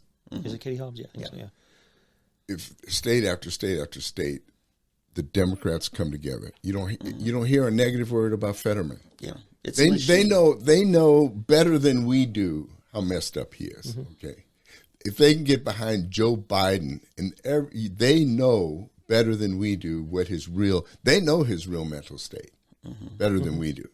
Okay, but they will support him all the way, and they know his crooked misdealings and shenanigans, but they will support him 100% because they believe in their cause, and yet the Republicans will not do it. And we've got all these people now against Trump who we have seen begin a process of trying to do some good in D.C. and in our nation, who wants to finish the job and then hand it off to somebody else, or to continue the job, hand it off to somebody else to continue that. And yet here they are, they're going to get in. And in DeSantis' case, he's got the Bush team behind him, which they're not going to do it. They would just want to get back in there to get things back to status quo. Yeah. So that's where the problem is. That's why the GOP is in bad shape. So let me ask you on that, because you're absolutely right. I actually have conservative, constitutionalist, grassroots people that have texted me and said that my calls for unity make me an establishment rhino sellout because I've called for unity in the party. I'm not making that. I'm not making this up. I can show you the text. I'd say it might make you Christian. I mean, that was my point. I'm pretty sure that division is of the devil. Unity. But no, I've actually had people, you'd be shocked if I told you their names, that are upset at me for doing that, and they're like, no, we cannot unite with the rhinos, with the moderates, with the establishment, with whoever or whatever. And I'm just baffled and amazed at it, because you kind of touched on this a little bit before. I've been in the legislature for a long time, and I've had to work with, there's been times where I've worked against my good friends because they had a terrible bill. Yeah. And then on the next bill, they had a good bill. Thank you. There's been times where even a rare occasion when a Democrat has had a good bill, right? Yes. Or whatever.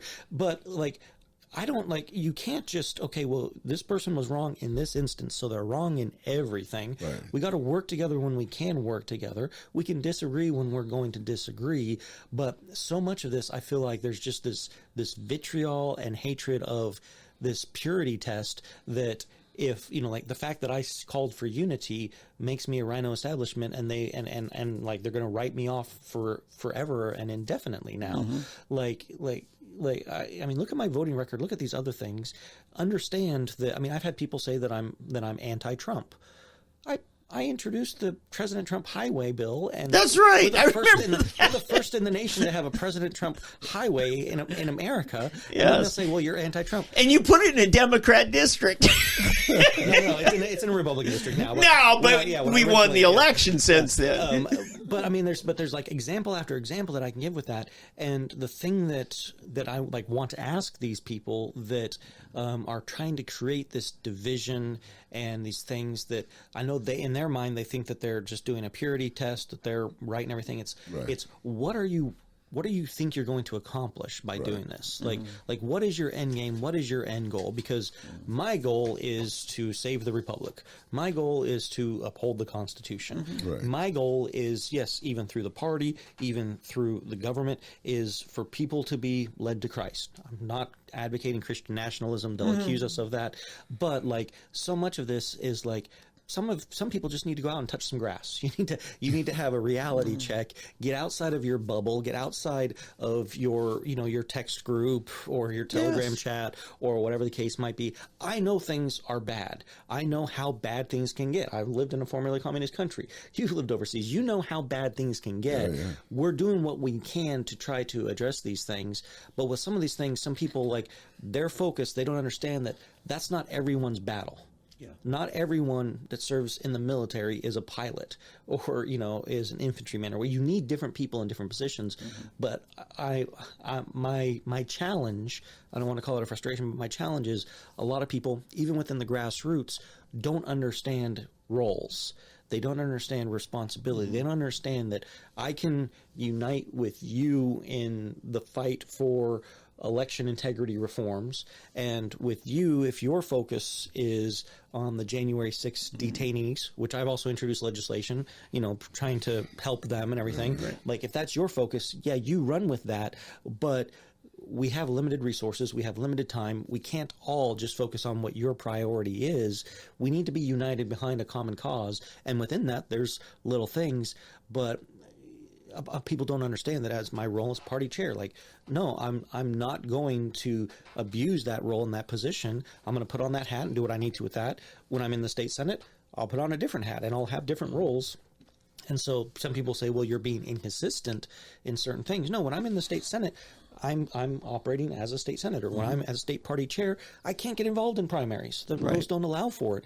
But so many people don't understand that. So my question is, how do we get them to see that we can be united even as we are each focusing on our area of priority or expertise or whatever the case might be? Because the Democrats are great, and they do it as a top down.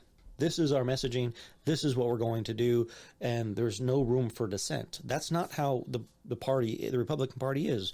We're grassroots. We're bottom up, and I'm not going to be dictatorial in my role, in my position. But how do we get people to see and understand that we have to work together, even if that means sometimes we're working independently on our priorities? Like, how do we convey that message? You guys have any suggestions on that? How we get to that point? It's just tough. I mean, we've seen it here, just with us in meetings, different people, it's just, I don't know what it is. There's such I don't want to say necessary division, but just so much of a resistance to accept any position but ours within and I wouldn't say it's Republican, it's this conservative movement. And it's defining the conservative movement. Everybody seems to have their own. Like, I remember when I used to have my office over on Sheridan, and I'd have a guy come in and want to tell me when I was on KFAQ. oh, listen, you need to let me on because, I know how to get this thing straightened out. They all had the answer. I mean, I'm serious. People come in and tell me they had the answer and to straighten this out. And I need people to come join me. You got to get me on the air because I want to get people because I have the answer to this and this. And I would say, oh, yeah, right. After 3 minutes, it's just somebody that doesn't want to join somebody else. And that's usually the first thing to tell you that when they can't submit to anything else, that they got to do their own thing. And that's the thing. We're like, what's the thing? Herding cats. You can't herd cats. Well, the GOP tends to be a bunch of cats. Mm-hmm. And you got that on one side. And on the other hand, one of the complaints that I used to hear from Democrats, grassroots Democrats, is that the GOP is all about money. It's all these money people, the fat cats and the money people. And it's true. So many of the people up at the top are all about money. In fact, I've always said the difference in fundraising, George Soros and T. Boone Pickens, okay? Mm-hmm. George Soros says he'll find an organization like the NAACP, Black Lives Matter. Here's $10 million for the next 5 years. Do what you do. T. Boone, the late T. Boone Pickens, say, here's $10 million. Here's what I want you to do, right? We want, the Republicans want control, so they want to give to a candidate. They'd rather give to a candidate that they can control, whereas the Democrats they give to an organization that affects down here that bubbles up. We want to control down. They want to control where it grows up. And I think theirs is, in the long run, more effective, as we've seen, like we were talking about, how it's so permeated, elementary school, junior high, high school, and colleges, and, the generations.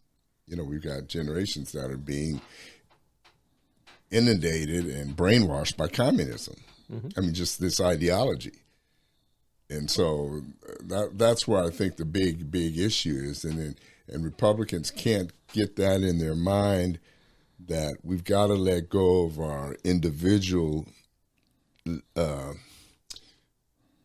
just control, that it's our way or the highway.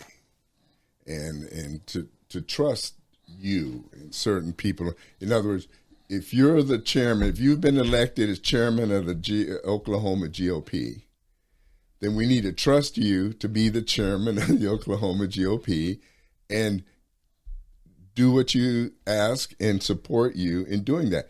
If what you do isn't working, then we need to fire you and replace you when the time comes. But until that time, we need to support you and do everything we can to do that. One of the things, and this isn't directed at you as though you're not doing this, because everything I've seen about you in these, 13 years I've been hanging out with you, you've been pretty good, but be more vocal on this. In the last couple of years, I've really focused on within party structure, because I've had these battles within the party. Yeah. Many times for no other reason than people saw me as a threat to their further advancement. Is if I ever said anything critical, I always made sure to say something positive. And you could probably think of 100 names right now of people that I've had conflicts with. But I've always been careful whenever I spoke, whether it was in private or public, I always said something positive. And what I've seen it do here recently is all of a sudden people were more open to me because I didn't just and some of them, they deserve criticism and they know it, but I always said something positive. And it's amazing how people look up to others as leaders, people who actually see the good in others. Because it's easier for me to believe in you if you see what's good in me. It is reciprocal on that. And I like to see the party do that and quit making it about their personal ambition. I'm not just talking about lawmakers. down at the Capitol. I'm talking about people at the county committee meetings. You know, we've got a problem. A lot of us say we're for liberty until we're in charge. Then we're tyrants. We see a lot of that. But anyway, that's my advice. You know, let's build a party. Let's delegate. Let's see where people have strengths and build on the strengths. But at the same time, be honest, and hopefully they'll be open. I mean, even our friend Al Gerhardt, who's you said, you know, you kind of stay away from him. I see the strengths in him, but I also see, you know, the caustic part of Al. And Al's open to me because I'm not just criticizing him. I'm saying, yeah, you've got something there. It could be anybody. Ferrati was a great example. I was very anti-Ferrati, but I've come around to see his strengths. And then he starts asking me to help serve on things, because he saw me as somebody who can analyze and see both the good and bad. And too many of us either compartmentalize people as they're all good or all bad. Yeah. And as a lawmaker, you know that's not true. Yeah. Hey, I'm going to hit a few things here real quick to close out. More than 400 White House reporters have lost their credentials here in the last year. One of them is Simon Atiba, you know, African, and, Simon's awesome. Yeah, he is. Yeah, I follow him on Twitter, but he doesn't quit, man. He's prolific. His writing. Do you follow him on Twitter? Oh yeah, I follow him on Twitter. Yeah, it's amazing. So, but it's interesting that they've removed all of these credentials from these people. This administration is just unbelievable. It's Russia. I mean, it's the Soviet Union. It's bad. Let's just put it this way: it's bad. And if we don't get it under control and get it back, we're going to be in serious trouble. Fewer adults are extremely proud to be American.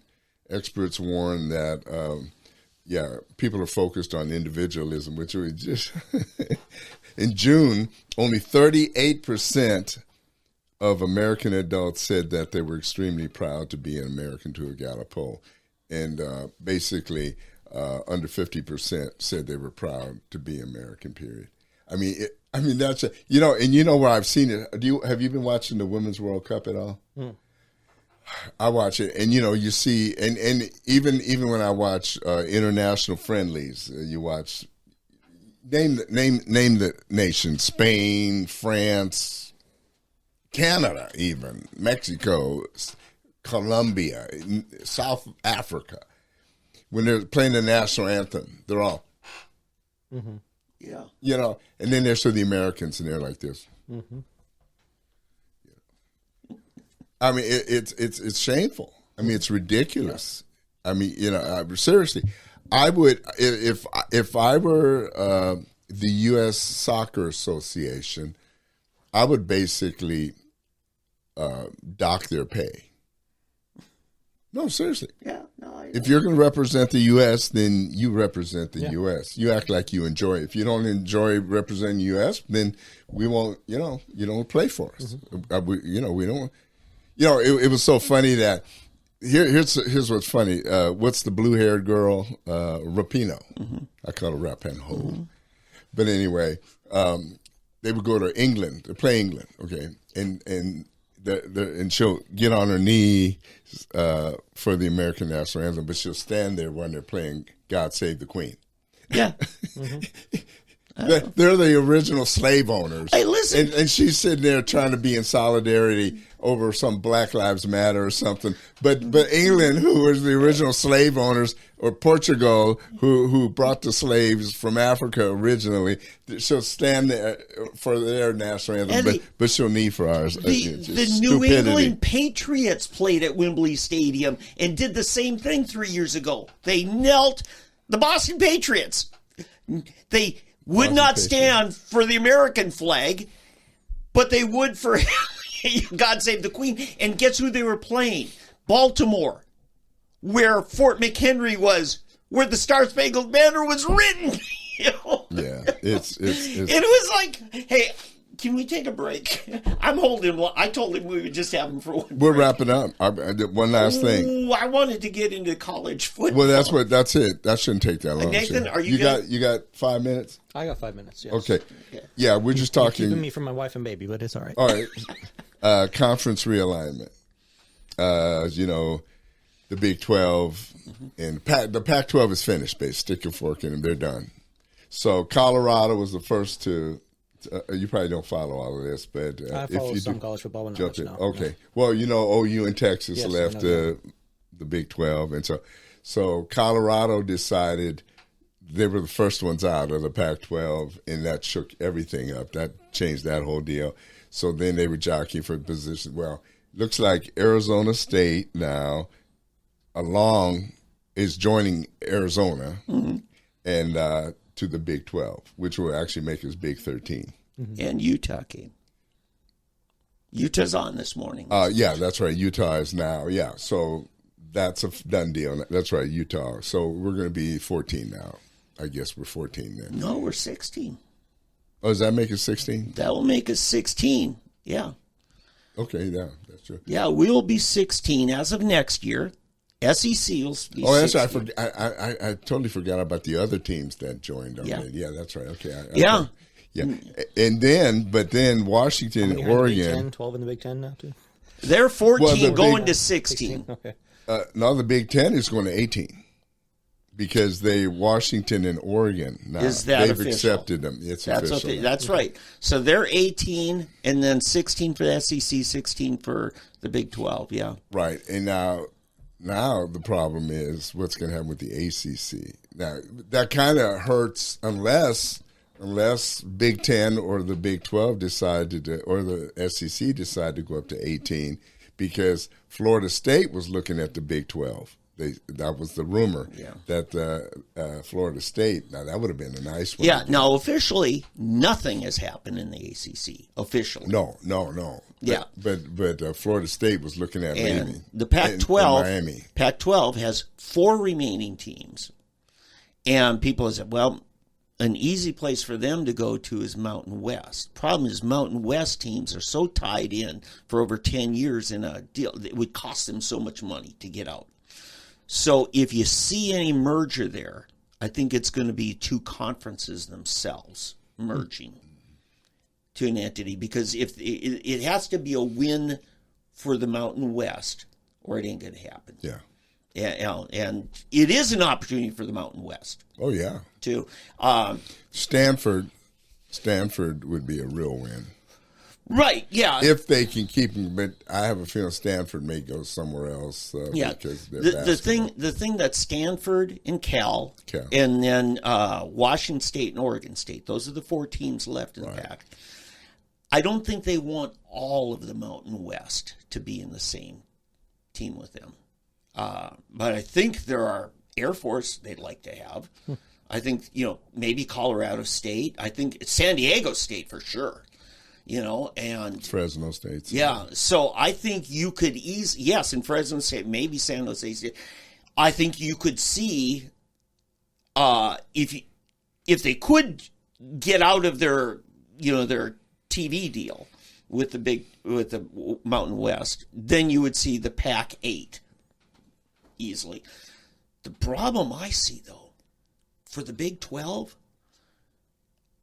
until last month, there were only 8. Well, no, wait a minute. Until a year and a half ago, or a year ago when we selected 4 more. Now, we have 8 teams that have been here a while and another 8 that have not officially yet become part of the conference.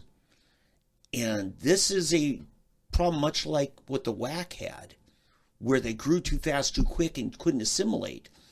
And all of a sudden, you got teams that don't have the conference best interest in mind, and they're too big of a powerhouse. I'm sorry. We'll see. You got nothing. Did you get that? Did you get all that? Yep. A lot of common core You think math. wife A and lot of common wife core and math happening there, yeah.